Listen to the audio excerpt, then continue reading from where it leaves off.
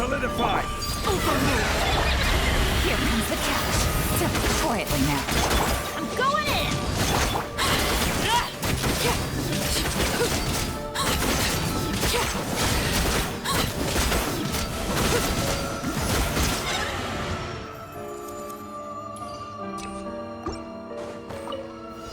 Solidify! Overruled! Quietly now. Here comes the catch. I'm going in!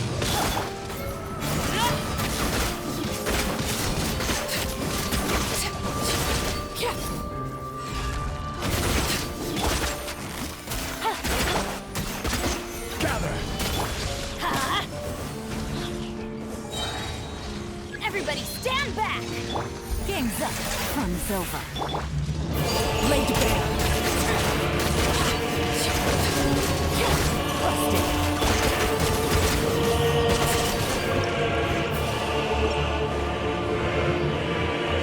Rise! Overruled. Gotcha. This is order! Solidify! Game's up. Fun's over. Going in!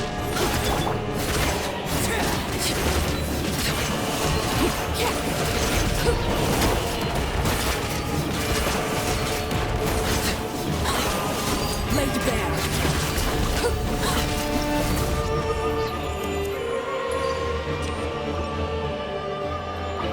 Overruled. Let me weave you a verse. Know my sword. Going in.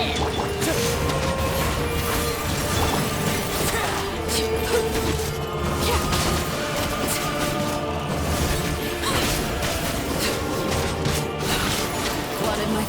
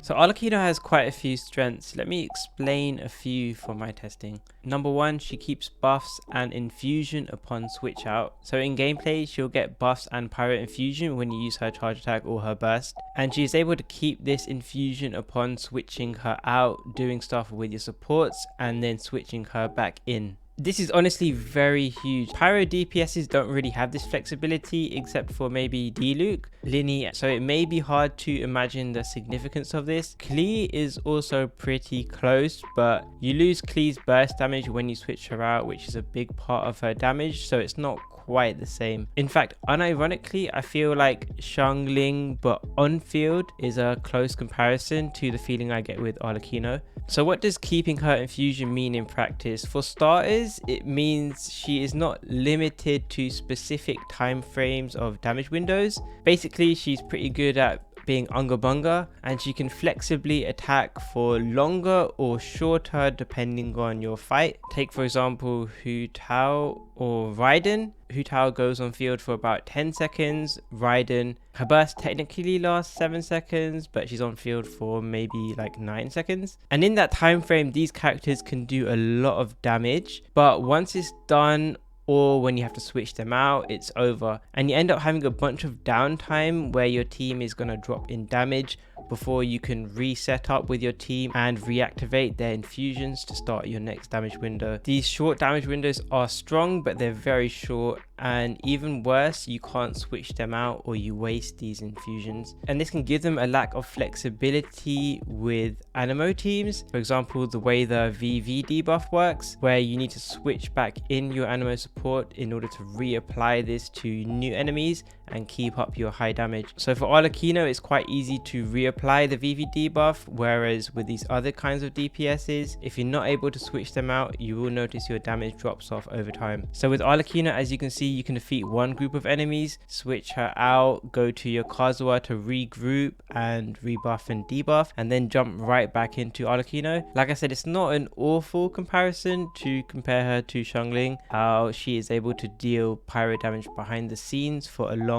14-second duration, and it makes your Zhongli teams pretty flexible. Also, being able to keep going and extending your damage window is another big advantage. Like this boss here, you can see I'm able to squeeze out quite a long damage window in order to one rotate it. This is quite an advantage, extra damage if you need it, rather than having to reset up with your team all over again. If you guys are familiar with Child International, then you probably know that has a similar strength too, where you can keep attacking with Child if needed, and it doesn't matter if that makes his skill cooldown longer because you're trying to finish the Abyss Chamber anyway. Number 2, so I definitely wouldn't say she's Neuvillette or Navia level of being easy to play, but if you play Arlecchino with a shield, maybe something like this, relatively to Pyro DPSs, she basically is easier to play. Linny has charge attacks, animation cancels, and is very fragile. Klee can have stamina issues, animation cancels, and she also is fragile. Hutao has difficult combo inputs, she can have stamina issues, she can have a lack of AoE.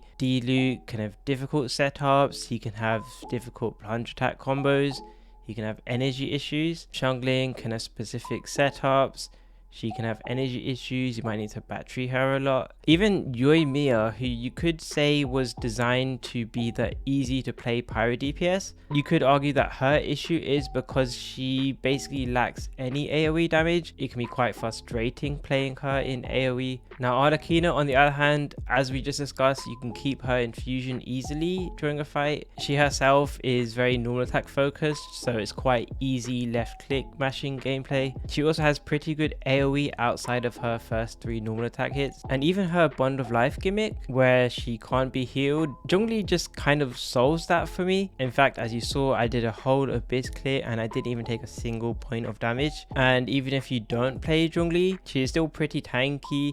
You can get 20% extra resistance here, and even more so if you use Xingqiu to add his damage reduction. She can heal herself with her burst anyway, and I would say even with these Bond of Life restrictions, this I would argue it doesn't compare to all the other difficulties that other Pyro DPSs have. Also, the crazy thing is, if you have her C2, she'll get even more tanky. But now, I don't want to hype her up too much, so I will cover some of her bigger flaws. So in essence, the way her kit and playstyle works is you want to play her like a hyper carry, and she even has quite a few things in her kit which scale directly off attack. The issue is that the 2 4-star foundation teammates for her, which I would say are Bennett and Chevreuse, are not on her banner. And Chevreuse has only been available once on Raiden's banner in 4.2, meaning there's a good chance many of you won't even own a C0 Chevreuse. I don't even have her. So what this means is, for many people, Arlecchino will yet again be another DPS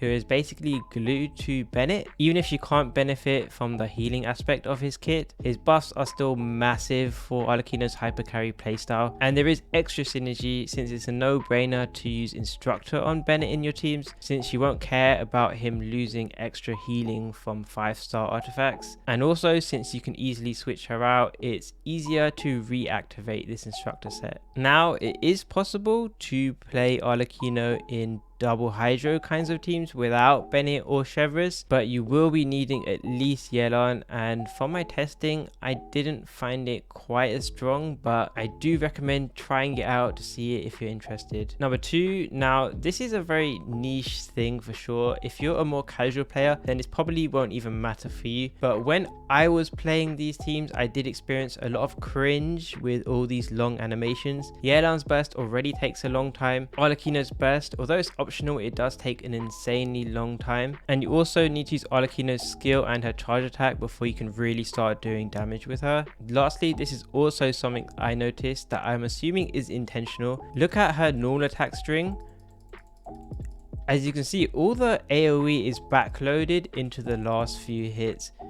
You're basically hitting in a straight line. Now, I guess this has both pros and cons. On one hand, longer combos being more optimal for AoE is good because it means you're going to be spamming left click more, meaning she is easier to play, which is nice. I think there's very few people who would intentionally seek convoluted combos, but there is a downside. It does mean her AoE is backloaded into these 3 hits, and it probably is even more optimal to be dash cancelling out of some of these combos, meaning when you're fighting multiple enemies in AoE, you're likely not going to be getting an even spread of damage, meaning she has to do more damage overall to actually defeat everyone. And nowadays that can be kind of cringe compared to a king like Neuvillette who can hit an entire abyss floor for the same amount of damage. Someone like him has basically perfect AoE, so AoE with flaws like Arlecchino's can feel underwhelming by comparison, unfortunately. So let's get into some teams. Unfortunately, I don't have Chevreuse, and you probably don't either, but I can show you Zhongli teams, Kazuha teams, Sucrose teams. Now, Zhongli teams are really simple. You have all the defensive utility now, so you want to stack as much damage buffs as you can. Using Bennett on Instructor, Zhongli can use Tenacity, he can use a 4-piece Archaic Petra set, and even he can use Instructor as well. I prefer Tenacity the most though, it's quite straightforward to play. If you're using Xingqiu, he can use Noblesse, whereas if you're using Yelan, you can just keep her on Emblem. And as for the setups, it's very simple. You can use Zhongli's skill later if you're not using Tenacity, but as long as you get a Vaporize with Bennett just before switching back to start Arlecchino's DPS window, you should be good, since you want Bennett to activate the Instructor buffs to buff her EM. Now, if you can play without a shield, if you're using Kazuha Yelan, you're going to want to swirl both Pyro and Hydro in order to buff and debuff for Arlecchino and Yelan, and this setup is very easy to do. It's basically the exact same one you've been doing with other Pyros.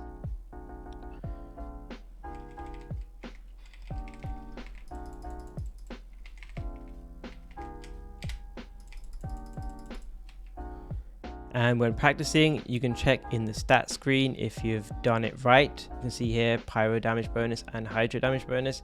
That means they've been debuffed as well. For gear, there's only 2 real special things you need to worry about here. Number 1, unless you have C1 Yelan, I don't. You're going to need a lot of energy on her. I used Favonius Warbow, and I'm currently using 200 ER. You might need a bit higher, play around with it. And as I said before, the other thing is you're going to want to make sure your Bennett is using Instructor. This gives a lot of extra EM to Arlecchino.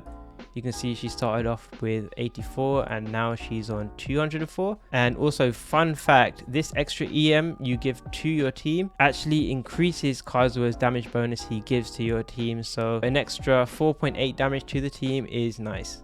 And yeah, all you do is switch back to Arlecchino, charge attack, and then normal attack to win.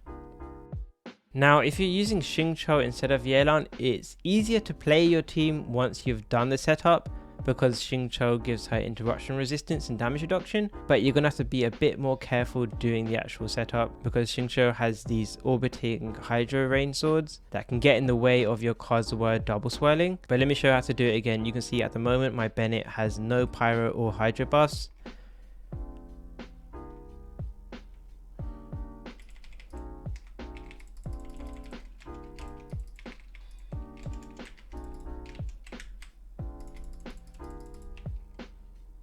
All I did was move back a bit with Kazuha to ensure that my Xingqiu wouldn't reapply his rain swords too early when Kazuha was mid-air, but as you can see, I buffed both Pyro and Hydro.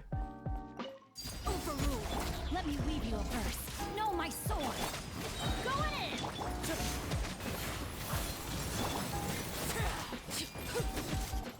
And as I said, the gear is quite interesting here because unlike Yelan, you can use Noblesse here to get extra 20% attack to your Arlecchino, which can help him keep up because Yelan provides her own damage buffs and she often has higher personal damage. But yeah, once you've set up with the team, just do your charge attack again and then just normal attack to win. So if you don't have Kazuha, you can obviously use Sucrose. Her setups can be a bit more difficult if you have high ping, but I can show you how it works. Basically, you want to move back with Bennett instead of with Kazuha. You want to snipe the enemies with Bennett's skill and then run back. And then with Sucrose, use her skill, normal attack, and then you will have double swirled, and then just normal attack on Arlecchino. Sucrose will give a bunch of EM, she will debuff with VV, and also you can use TTDS to give a massive attack buff to Arlecchino. So those were single target setups. In AoE, just get Hydro on one enemy, Pyro on a different enemy, use Bennett's skill if you need, and then just use your Kazuha and your Sucrose to swirl, and then they will swirl both of those elements together and then you will buff. Don't try the other setup in AoE, because what happens is you will just swirl Hydro together.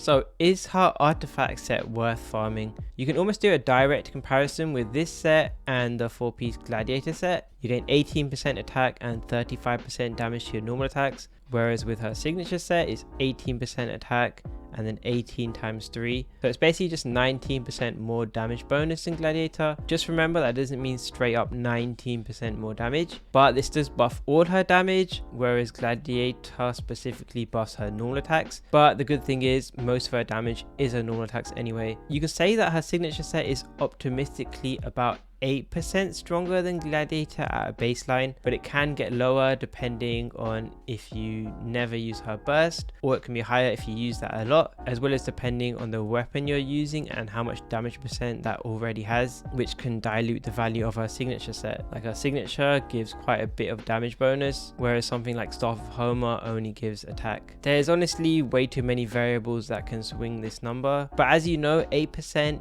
is about 4 extra substats. So just imagine Gladiator being at a 4 substat disadvantage. But this is where the issue lies, which is that people passively get a bunch of Gladiator pieces from fighting bosses and leveling up your characters. If you're a newer player, this might be less of an issue, but if you're an older player, you probably have really strong Gladiator pieces. For example, the set I'm using at the moment has about 38 useful substats, which is very, very strong. Now, if her signature set is 4 substats ahead, that would mean I would need to get 35 substats on my new set in order to make that an upgrade. And do you know how long that takes? Getting 35 substats on a new set is insanely cracked. Recently, I farmed this new artifact set for my Navia, and this is a very strong set. I got very lucky, but this is only 32 substats, and I've got pretty decent pieces like this and that and this. I think you'll be lucky to get over 30 substats if you grinded this the whole patch. It'll probably take months and months of grinding to achieve that. So to answer the question, is it worth farming? I think it also depends on if future characters will use these sets. At the moment, this set is basically just for Arlecchino, but you never know if future characters are going to come out that can use this. But also it's paired with this burning set, and as far as I can tell, this doesn't really have many uses at the moment. This set is very strong, but people aren't really playing burning teams at the moment, and just a bit extra damage won't make people play burning teams. I think we need to wait for new Dendro characters maybe that synergize better with burning. But that means at the moment this is an incredibly niche domain. There's a good chance that you're grinding for this domain just for your Arlecchino pieces and everything else is useless. So yeah, personally, whenever I pick up a new main DPS, I would want to farm their signature set, and I do think 8% more damage is good enough for a hyper carry to farm for, but it will take a very long time to get an upgrade. If you're a newer player who doesn't have strong Gladiator pieces, then it's going to be more justifiable for you to farm this. But for a lot of other people, I guess you have to ask yourself, how dedicated are you to optimizing your Arlecchino? So yeah, that's been my first impressions of Arlecchino. I think she's very strong. And in terms of teams, I'm assuming most people are going to be playing Zhongli teams. For anyone who's planning to pull her or has already pulled her and just wants to know how she plays, hopefully you found this video helpful, and stay tuned for more Arlecchino videos from me. Thanks for watching.